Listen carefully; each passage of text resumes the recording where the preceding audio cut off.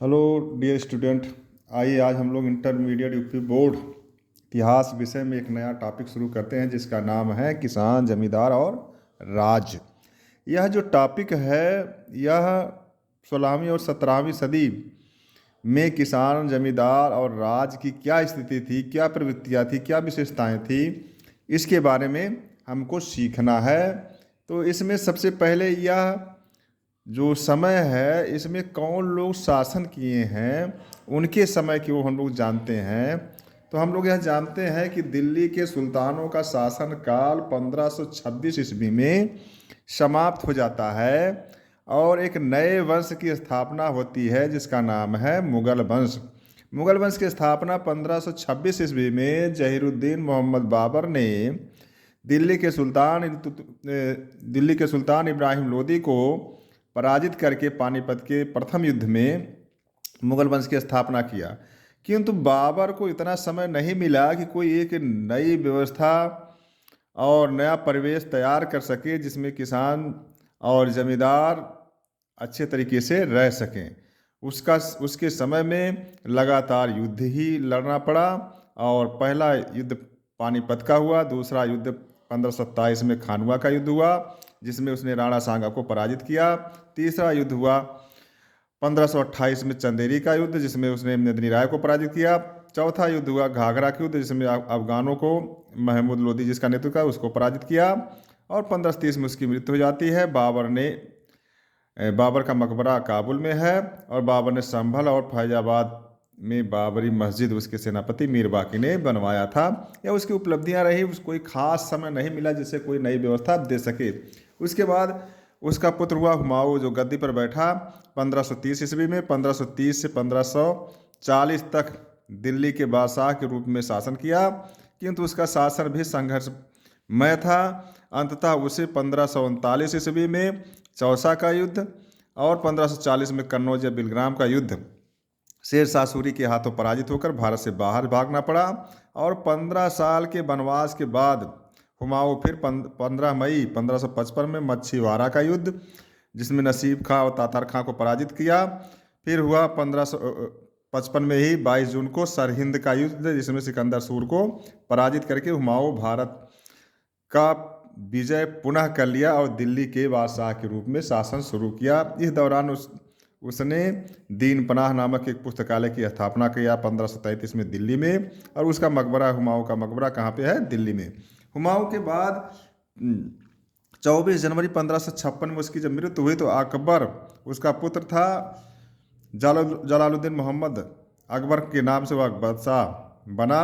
उसकी उस समय उम्र थी 13 वर्ष 4 महीने।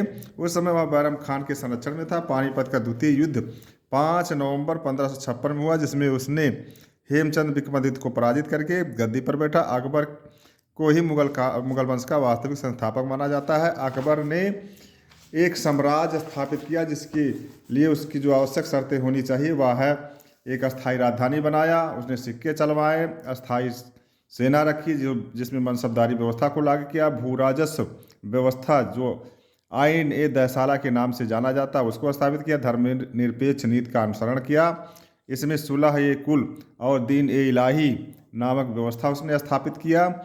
उसके समय में किसानों की लिए नीतियाँ बनी, किसानों का जीवन खुशहाल बना और उसने उसके इसी नीतियों के कारण उसे मुगल बादशाहों में या मध्यकालीन युग का सबसे महान बादशाह माना गया। उसने 1556 से 1605 ईस्वी तक शासन किया।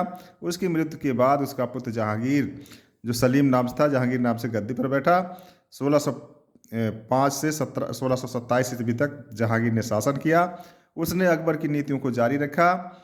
उसने मेवाड़ से संधि कर लिया, महत्वपूर्ण उपलब्धि है। चित्रकला के क्षेत्र में जहांगीर का शासनकाल में बहुत प्रगति हुई, इसीलिए स्वर्ण युग कहा जाता है।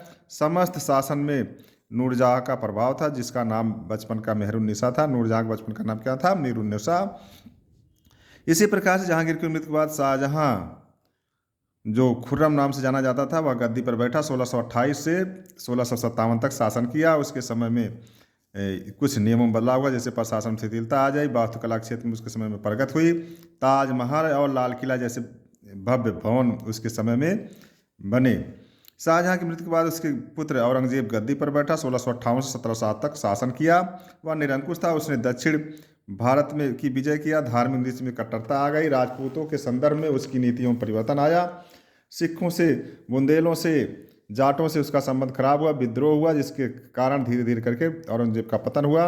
औरंगजेब के पतन के बाद बहादुर शाह प्रथम 1707 से 1711 तक शासन किया। उसके बाद जहांदार शाह 1712 से 1713 शासन किया।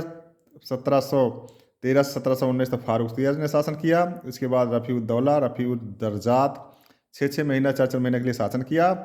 इसके बाद मोहम्मद शाह, जो रंगीला के नाम से विख्यात है, 1719 से 1748 तक शासन किया। इन्हीं के समय ईरान के शासक नादिर शाह ने आक्रमण किया था और तख्ते ताउस लूट कर लेकर चला गया।